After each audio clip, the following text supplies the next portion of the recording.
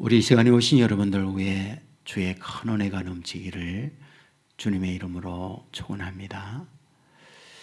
이영철이라고 하는 분이 계십니다. 이분은 연합뉴스의 기자예요.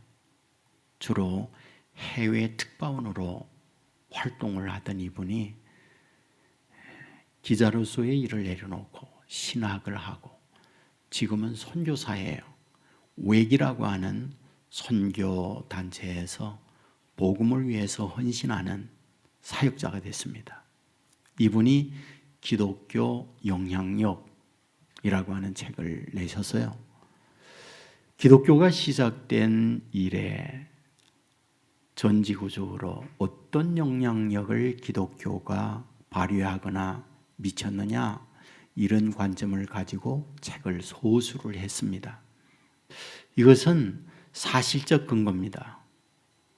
그리고 실제적 나타난 결과물들을 가지고 이러한 것은 기독교 때문에 나타난 결과물이다 라고 말을 해요.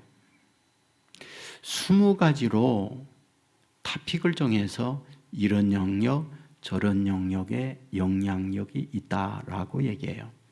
먼저는 문명 개혁이었어요. 다음으로는 윤리 정립이었어요.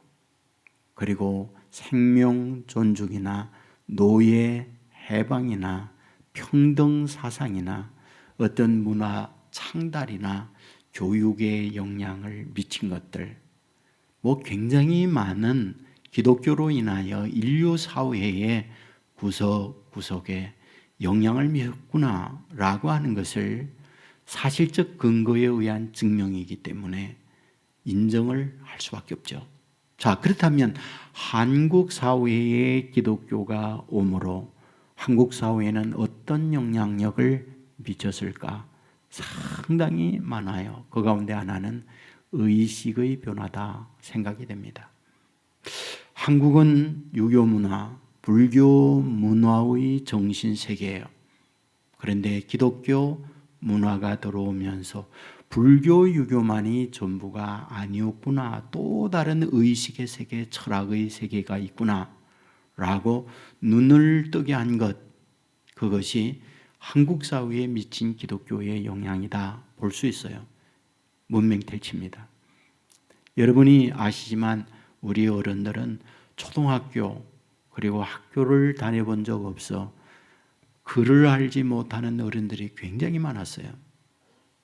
사실 역사적으로 보면 글은 기독교와 밀접한 관계를 갖고 있습니다. 여러분, 우리가 사용하고 있는 현대화된 용어는 언제부터 시작됐느냐? 킹 제임스 버전이라고 하는 성경 번역과 함께 전 세계적 이 일반 영어가 보급이 돼요. 독일이 근대화되어지는 결정적 이유 중에 하나는 마틴 루터가 독일어로 성경을 번역하면서 독일이 이와 같은 근대화된 국가가 됩니다. 한국도 성경 보급과 함께 문맹 대치에 지대한 영향을 미쳤다라고 얘기해요. 또한 교육입니다. 우리의 교육이라는 것은 서당에서 하늘천 따지 불거리온 무르왕 이러한 공부를 했던 국가예요. 우리 현대화된 학교에서 1, 2, 3학년 이 교육의 제도는 철저하게 기독교가 들어오면서 이 땅 위에 현대화된 교육이 들어온 거죠. 아시죠? 우리의 어른들 도박, 또 축첩, 그리고 알코올, 이것으로 찌든 우리의 조상들이었습니다. 그런데 기독교가 들어오면서 금주, 금연, 축첩제도, 도박 이런 것들을 물리치는 지대한 공헌이 기독교 덕분이죠. 여러분, 그 외에 어떤가요? 복지 문제라든지 애국, 애족하는 문제 아시잖아요? 독립선언서 33인이 서명할 때 16명이 목사님, 장로님이었다라는 것 맞습니다. 기독교가 들어가면 그 공동체에 굉장히 많은 변화를 가져오는 것 사실이에요. 저는 이런 여러 가지 기독교의 영향력이 있지만 으뜸이 되어지는 것, 그것은 개인이라고 생각해요. 예수를 믿고 기독교가 우리 안에 들어올 때 개인에 주어지는 영향 엄청나죠? 가장 먼저는 구원이에요. 성경은 이 부분에 대하여 분명히 말하고 있지 않나요? 주 예수를 믿어라. 그리하면 너와 내 집이 구원을 얻으리라. 주의 이름을 부르는 자는 구원을 얻으리라. 너희는 그 은혜에 의하여 믿음으로 말미암아 구원을 받았으니 내 마음에 예수를 주라 시인하면 구원을 얻으리라. 성경 곳곳에서 예수 믿는 자 구원받음을 말씀하고 있잖아요. 구원이 무엇인가요? 땅에서 천국으로 옮겨지는 거죠. 구원이 무엇인가요? 지옥에서 천국으로 옮겨지는 걸 말하죠. 맞습니다. 예수 믿으면 죽음이라는 것이 올 때에 눈을 떠보니 천국에서 눈 뜬다라는 것이 성경에서 우리에게 말하고 있는 구원이잖아요. 구원만 있나요? 예수를 믿으면 능력의 사람이 된다라는 걸 말씀하고 있어요. 요한복음 1장 12절에 보면 영접하는 자, 곧 그 이름을 믿는 자들에게는 하나님의 자녀가 되는 권세를 주셨으니, 믿는 자 하나님의 자녀가 되는 권세 준다라고 할 때 권세가 무엇입니까? 영어 성경의 파워, 히브리어 헬라어 성경에도 이 단어를 파워, 능력이라고 하는 단어로 되어 있어요. 예수를 믿으면 권능이 있어요. 능력을 받아요. 그러면 어떤 능력입니까? 마가복음 16장 17절 보면 믿는 자들에게는 이런 표적이 따르리니 곧 그들이 내 이름으로 귀신을 쫓아내며 새 방언을 말하며 뱀을 집어 올리며 무슨 독을 마실지라도 해를 받지 아니하며 병든 사람에게 손을 얹은 적 나으리라. 믿는 자에게 권능, 능력이 주어진다. 새 방언을 말한다. 뱀을 집을지라도 해를 받지 않는다. 병든 자에게 손을 얹은 적 낫는다. 귀신이 쫓겨난다. 이게 믿는 자에게 주는 능력이다. 오늘 본문 23절 우리 너무나 좋아하는 말씀이잖아요. 할 수 있거든이 무슨 말이냐? 믿는 자에게는 능히 하지 못할 일이 없느니라. 할 수 있거든이 무슨 말이냐? 믿는 자에게는 능히 하지 못할 일이 없느니라. 여러분, 믿으면 구원이 있어요. 믿으면 능력의 사람이 돼요. 오늘 이 자리에 함께하고 있는 저와 여러분, 예수님을 영접하기 때문에 이곳에 앉아있는 줄 믿습니다.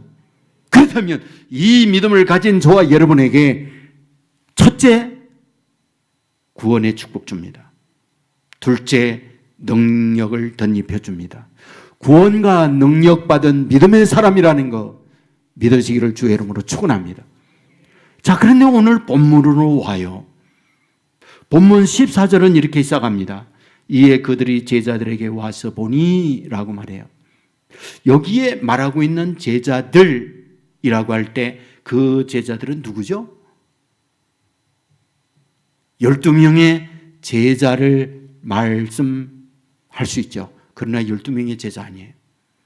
왜냐하면 마가복음 9장 12절 말씀에 보면 엿새 후에 예수께서 베드로와 야고보와 요한을 데리고 따로 높은 산에 올라가셨더니 라고 말씀을 해요. 무슨 말이죠?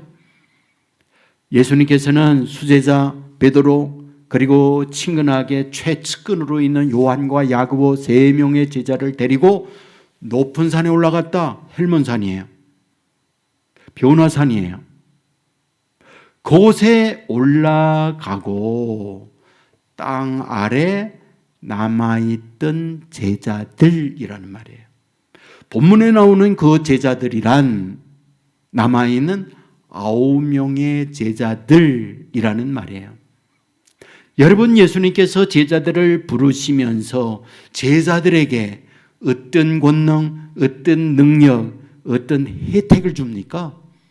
제자를 부르시기만 하고 그들을 부려먹기만 합니까? 아니죠. 그들에게 능력을 덧입혀 주잖아요. 누가복음 9장 1절에 보면 예수께서 12제자를 불러 모으사 모든 귀신을 제어하며 병을 고치는 능력과 권위를 주시고 하나님 나라를 전파하며 앓는 자를 고치게 하려고 내보내시며 12를 부릅니다. 그들을 하나님 나라 전파를 위하여 내보낼 때 빈손이 아니에요. 뭘? 능력을 덧입혀 줍니다. 어떤 능력? 귀신을 쫓아내는 능력, 앓는 자에게 손을 얹은 적 병을 고치는 능력을 그들에게 주어서 내보냈다. 여러분, 그들이 돌아왔어요. 그리고 예수님께 말씀을 해요. 그러면 그들이 나갔을 때 어떤 일들을 경험했나라는 것을 예수님께 말하는 거죠. 간증입니다. 내용이 뭐예요? 누가복음 9장 5절에 보면 제자들이 나가 각 마을에 두루 다니며 곳곳에 복음을 전하며 병을 고치더라. 병 고치는 능력, 귀신을 쫓아내는 능력이 있었어요 라고 그들이 돌아와 예수님께 말씀하는 거예요. 이것으로 끝입니까? 아니에요. 누가복음 10장으로 가면 70명 전도대를 예수님이 모읍니다. 그리고 둘씩 짝을 지어보내요. 35개조로 전도대를 파송하죠. 그런데 그들이 돌아왔을 때에 어떤 일이 벌어져요? 주님은 그들을 보내면서 맨손으로 보내지 않았습니다. 누가복음 10장 9절에 보면 거기 있는 병자들을 고치고 또 말하기를 하나님 나라가 너에게 가까웠다 하라. 병자를 고치는 능력을 부여주고 하나님 나라가 가까웠다고 해라. 복음 전하는 내용을 주어 보냈어요. 돌아와 보고합니다. 간증이죠. 누가복음 10장 17절에 보면 70인이 기뻐하며 돌아와 이르되 주여 주의 이름으로 귀신들도 우리에게 항고가 되이다. 주의 말씀을 믿고 나아가 주의 복음을 전하고 귀신 들린 자에게 외쳤을 때 귀신이 항고가고 귀신이 쫓겨나갔습니다 라고 간증을 하는 거예요. 그렇다면 오늘 본문에 나오고 있는 9명 어떤 제자요? 그런 주님의 능력을 덧입은 제자다 그 말이죠. 병도 고칩니다. 귀신을 쫓아냅니다. 권세 능력을 가진 장본인이었다. 간증이 있고 그런 체험이 있는 제자들이었다라는 거예요. 그런데 문제가 생겼죠. 문제가 뭡니까? 오늘 보면 17절 이하이죠. 무리 중에 하나가 대답하되 선생님 말 못하게 귀신 들린 내 아들을 선생님께 데려왔나이다. 귀신이 어디서든지 그를 잡으면 거꾸르죠. 거품을 흘리며 이를 갈며 그리고 파리해지는지라 내가 선생님의 제자들에게 쫓아달라 하였으나 그들이 능히 하지 못하도이다 라고 얘기해요. 예수님은 변화산에서 3명의 제자와 함께 하산합니다. 제자들이 있는 곳에 왔더니 상당히 많은 사람들이 모여들어 숭덩거리고 변론이 일어나요. 그때에 이 예수님을 보고 아이의 아버지가 예수님께 와요. 그리고 말합니다. 내 아들이 귀신 들렸습니다. 귀신이 들면 이를 갑니다. 얼굴이 파리해집니다. 거품을 흘립니다. 그리하여 내 아들을 고치기 위하여 선생님께 왔지만 선생님이 계시지 않아. 선생님의 제자들에게 내 아들을 맡겼더니 내 아들의 귀신 쫓아내지 못했습니다. 라고 말을 한 거예요. 여러분 그때에 이 말을 들었던 예수님이 뭐라고요?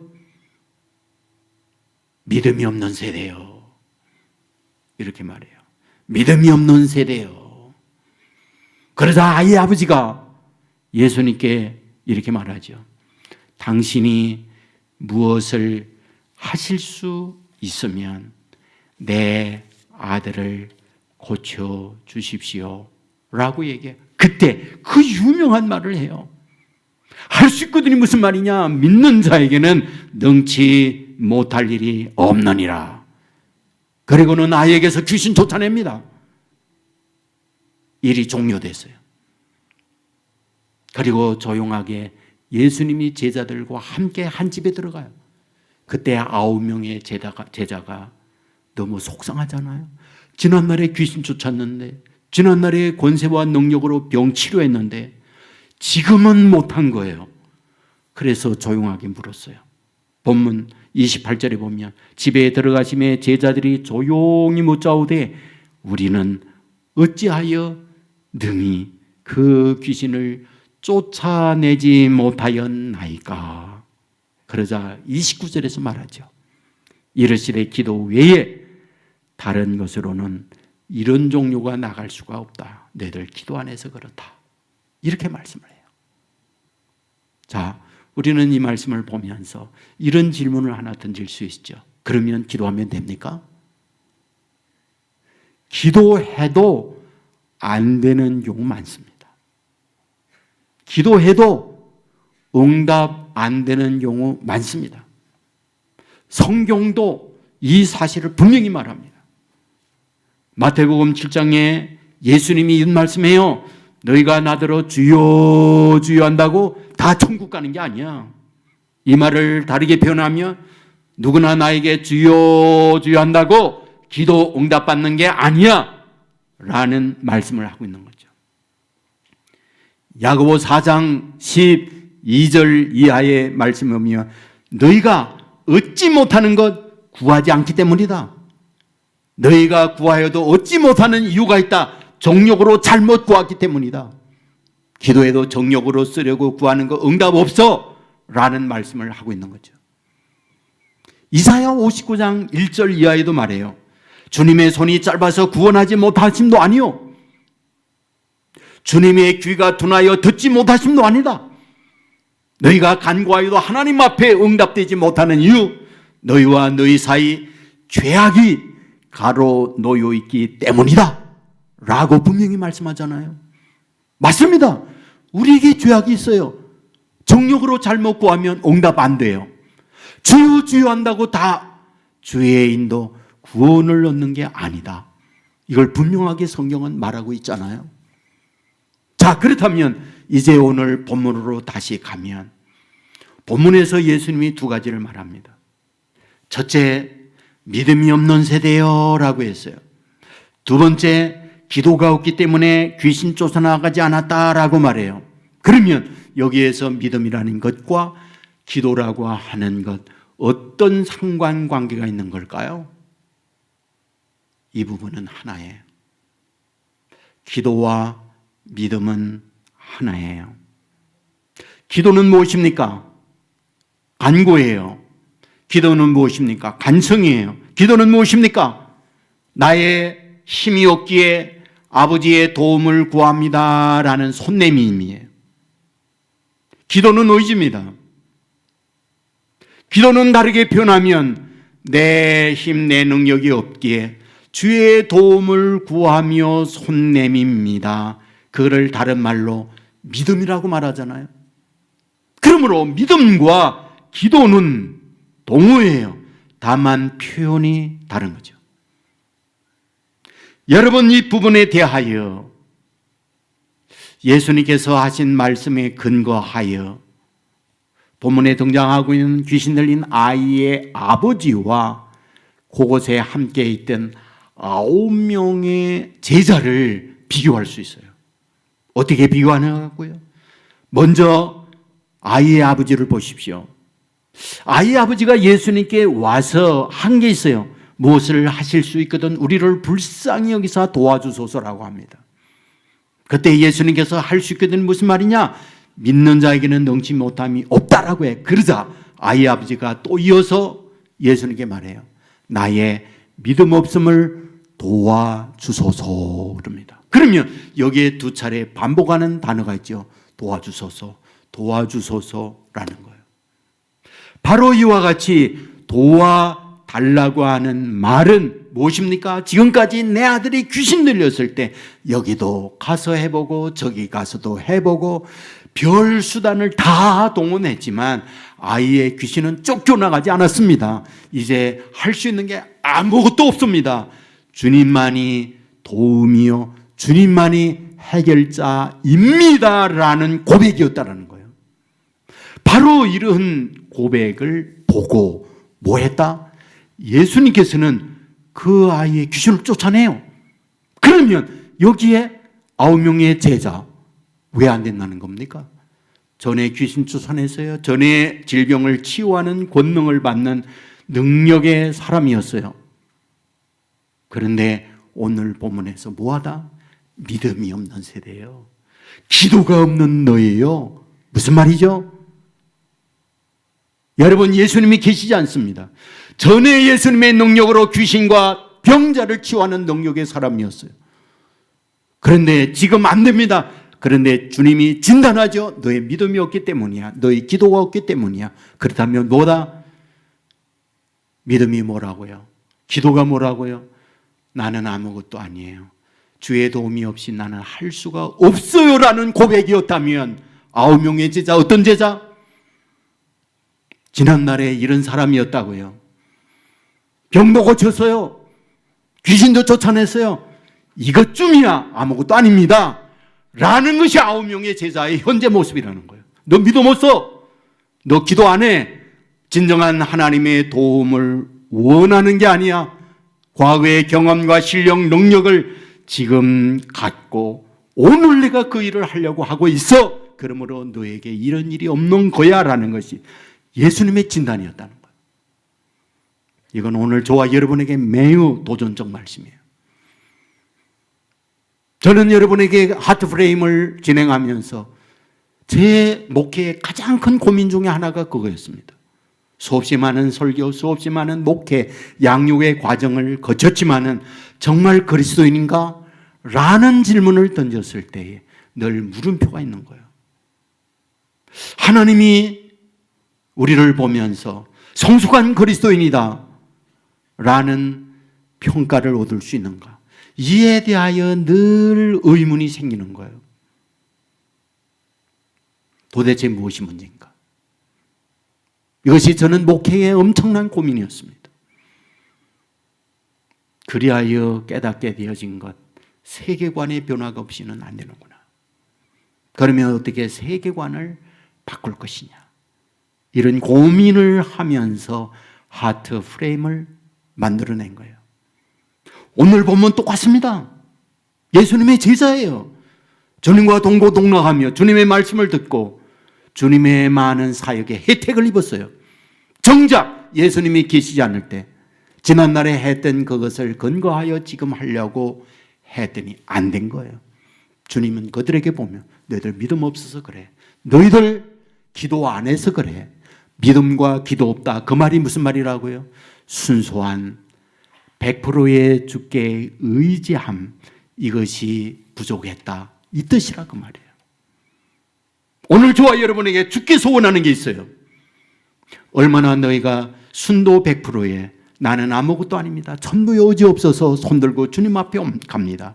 주님마저 박대하면 나 갈 곳 없습니다. 이런 심정으로 주님 앞에 가고 있느냐라는 거예요. 말씀했죠. 주님은 중심 본다고. 말씀했죠. 주님 마음 본다고. 저와 여러분의 심령이 어떠냐는 거예요. 남들에게 보여주는 교회의 연조, 교회의 봉사, 이게 다 아니고 하나님이 볼 때에 저와 여러분의 심령 어떠냐는 거예요. 예수님이 부른 제자였어요. 기술과 능력 행하는 사람이었어요. 지금은 아니라는 거예요. 안 됐다는 말씀이잖아요. 여러분, 오늘 저와 여러분에게 원하는 것, 나의 인간적 생각, 나의 어떤 힘, 나의 경험들 다 내려놓고 처음의 사랑으로 여전히 주의 은혜로 삽니다. 여전히 주님의 인도가 없이는 못 삽니다 라는 고백이 주님이 보시는 것이고, 그걸 볼 때 내 믿음 코다, 내 믿음대로 될지어다, 이 은혜의 능력 덧입혀 준다는 것 믿으시기를 주의 이름으로 축원합니다. 여러분, 모세를 한번 보세요. 하나님이 그를 불러요. 왜? 고통하고 괴로워하는 동족을 끌어내는 사명을 주어서 그를 보내잖아요. 갈 때에 어떻게 보냅니까? 갈 때. 여러분, 출애굽기 4장 17절에 보면 너는 이 지팡이를 손에 잡고 이것으로 이적을 행할지니라. 지팡이를 들려보냅니다. 그가 이집트에 갈 때에 많은 군대, 함께할 지도자, 함께할 무리들을 붙여서 보낸 게 아니에요. 지팡이 하나 들려보내요. 출애굽기 18장에 보면 출애굽을 하고 홍해를 건너 광야에 들어옵니다. 그 미디안 광야에까지 왔을 때에 그의 아내 시보라, 그의 두 아들, 그들을 데리고 그의 장인 이드로가 모세에게 와요. 그리고 아내와 두 아들을 모세에게 넘겨줍니다. 그 의미가 뭘까요? 모세는 갈 때 자기 아내, 자기 자녀들조차 데려가지 아니하고 오로지 혈혈 단신 지팡이 하나 잡고 갔다 그 말이죠. 그러면 왜 지팡이 하나 돌려보내는 걸까요? 너는 말에 막대기와 같은 존재이지만 내가 너와 함께 할 때 너 어떻게 되는지 알아? 10가지 재앙이 나타나고 홍해가 갈라지고 반석에서 물나고 하늘에서 묘출하게 만나가 내리는 능력자가 돼. 이걸 보여주는 말씀이라는 거예요. 자기의 어떤 힘과 주위에 있는 도움이 아니었다는 거예요. 오로지 하나님의 힘으로 네가 그 일을 할 수 있다는 걸 보여주는 것. 그것이 다윗이 모세가 들고 있는 마른 막대기 지팡이였다는 거예요. 다윗도 마찬가지 아닙니까? 골리앗 앞에 있어요. 우리는 물맷돌로 골리앗을 쓰러뜨리는 거 잘 압니다. 그런데 성경 사무엘상 17장 50절에 이렇게 기록합니다. 다윗이 이같이 물매와 돌로 블레셋 사람을 이기고 그를 쳐 죽였으나 자기 손에는 칼이 없었더라. 여기에 물맷돌로 골리앗을 죽이다 올림픽 금메달 리스트이기 때문에 한 번 돌리면 백발백중하는 실력자다, 이것을 말씀하는 건가요? 그걸 말하는 게 아니잖아요.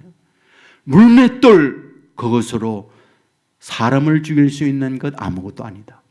그리고 손에 칼이 없었더라. 그렇다면 칼 가지고 이 싸움으로 이기는 게 아니라는 걸 보여주려는 거잖아요. 칼 없으면 뭐예요? 하나님이 내 손에 있다는 걸 보여주는 거잖아요. 칼이 아니라 너의 물맷돌의 실력이 아니라 하나님이 너와 함께함으로 말미암아 너와 같이 할 때 이런 역사가 일어난다. 너 아무것도 아니다. 이걸 보여주는 말씀이잖아요. 여호수아도 똑같지 않습니까? 모세를 뒤이어서 지도자가 됩니다. 제일 먼저 여호수아에게 준 미션이 있어요. 뭐죠? 요단강 건너는 거예요. 요단강 건너는 때 언제입니까? 모맥 추수하는 때라고 했어요. 모맥 추수하는 때란 무슨 뜻이에요? 가장 요단강이 물이 범람한 때다. 물이 철철 흘러 넘치는 때다, 그 말이죠. 한강의 홍수로 인하여 물이 가득한 때처럼 모맥 추수하는 때는 언제나 요단강이 흘러 넘칩니다. 들어가면 익사예요. 죽어요. 그런데 하나님은 여호수아에게 요단강 건너라는 거예요. 방법이 뭡니까? 그냥 하나님의 은혜께를 메고 건너가라는 거예요. 그때 하나님이 물을 정지시켜 건너갑니다. 두 번째 미션이 있어요. 뭐죠? 여리고 함락하는 거예요. 여리고 함락하는 하나님의 방법이 뭐죠? 하루에 한 바퀴씩 엿새를 돌아라. 그리고 일곱째 날은 7바퀴를 돌고 함성을 지르라. 그랬더니 기적이 나타났죠. 난공불락의 여리고성이 사상누각처럼 무너져 내렸어요. 세 번째 미션이 있죠. 세 번째 미션이 뭐예요? 아이성을 공격하는 거예요. 여러분, 아이성 공격하는 방법이 무엇이었습니까? 하나님께서 이 여호수아를 통하여 탐지하라고 사람을 몇 명 보내요. 돌아왔죠? 보고 내용이 뭡니까? 저 아이는 여리고에 비하면 10분의 1밖에 안 됩니다. 아주 작아요. 별거 없습니다. 그냥 입김만 불어도 날아갈 그런 작은 성이에요. 다 올라가고 고생할 거 없어요. 그러니까 2,3,000명만 가도 넉넉하게 이깁니다. 그리하여 2,3,000명 가지고 여리고서 아이성을 공격하잖아요. 결과가 뭐냐고요? 알잖아요. 완전히 대패해요. 완전히 패망합니다. 엄청난 인명을 거기에서 잃어요. 그렇다면 이 말씀을 통하여 뭘 말해줘요? 뭘 말해줍니까? 여러분, 홍해 걸른 사건, 여리고 붕괴된 사건, 철저하게 자기의 힘, 자기의 능력이 아니었다고요. 근데 아이성 공경하는 거, 그것쯤이야 우리 요단강을 건넜어. 우리 여리고성 함락시킨 우리들이야. 아이성 아무것도 아니야. 그것이 패망케 하는 결과를 낳고 있더라는 거예요. 굉장히 의미가 있는 거 아닙니까? 오늘 저와 여러분에게 깨닫게 하는 메시지가 있는 거예요. 마태복음 15장을 보십시오. 예수님께서 들어와 시돈에 가요. 이방 땅입니다. 가나안 여인 하나가 예수님을 보는 순간 외칩니다. 다윗의 자손이여 우리를 불쌍히 여기소서. 예수님이 딴청하고 그냥 가요. 그러자 여인이 소리 질러요. 내 딸이 귀신 들려 죽게 되었습니다. 불쌍히 여겨주세요. 그러자 주위에 있던 제자들이 예수님께 얘기하죠. 저 여자 소리 지르는데 좀 뭐 어떻게 해 주십시오. 그러자 이렇게 예수님이 이야기하는 거죠. 나 이스라엘 잃어버린 양에게로 보냄을 받았어. 저는 이방 여인에게 보냄받은 사람이 아니야 라고 얘기해. 그때에 이 여인이 소리를 지르며 불쌍히 여겨달라고 얘기해요. 그러자 그 여인을 향하여 예수님이 치명적 상처 주는 말을 하잖아요. 자녀의 떡을 취하여 개들에게 던짐이 마땅치 않다. 이 얼마나 모욕적 치명적인 얘기입니까? 이 말을 들었던 여인이 굽히지 않죠. 뭐라고요? 올소이다마는 개들도 제 주인의 상에서 떨어지는 부스러기를 먹고 삽니다. 그러니 부스러기라도 좀 주십시오. 애원하자. 그때 유명한 예수님의 말씀을 하는 거예요. 딸아, 내 믿음이 커도다. 내 믿음대로 될지어다. 뭘 우리에게 보여줍니까? 뭘 보여줘요?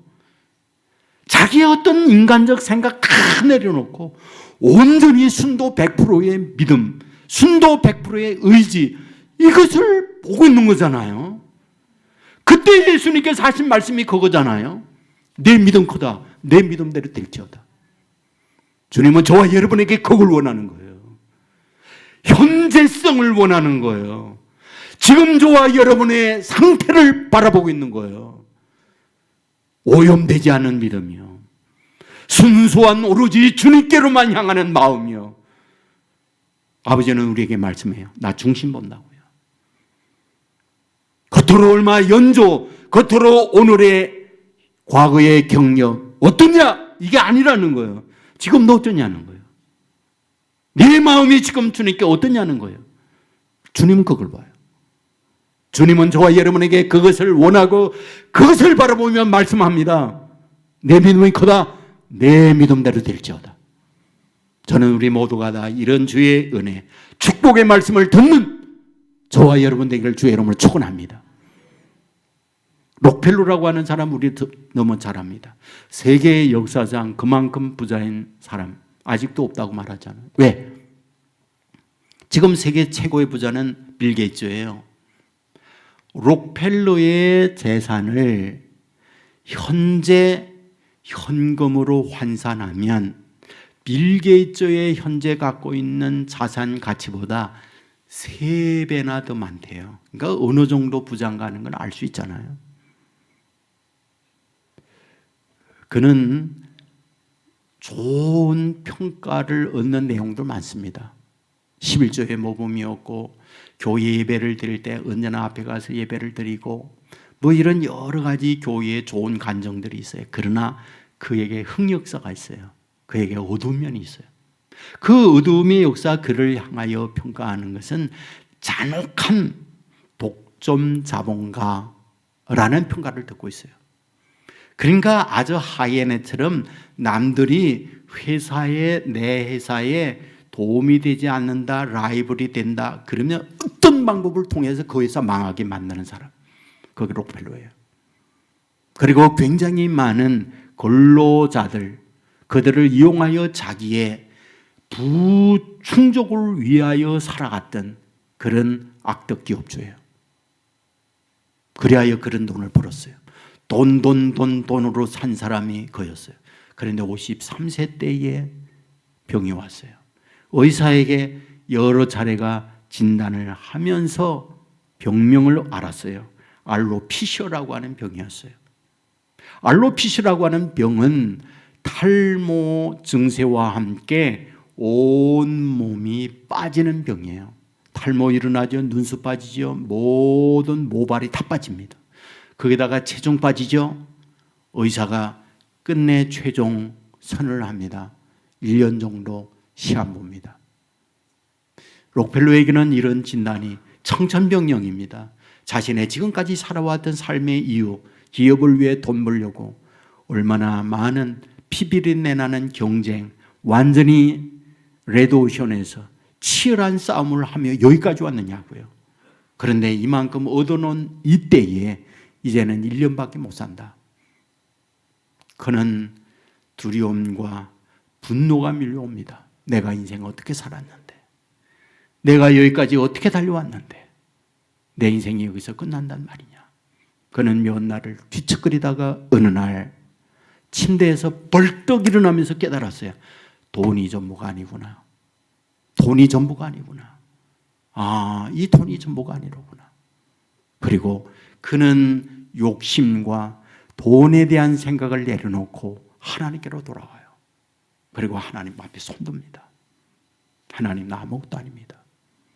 여러분, 그 이후부터요, 건강이 회복되면서요, 97살까지 장수해요. 그리고 건강이 회복하면서 그의 인생을 어떻게 산지 아세요?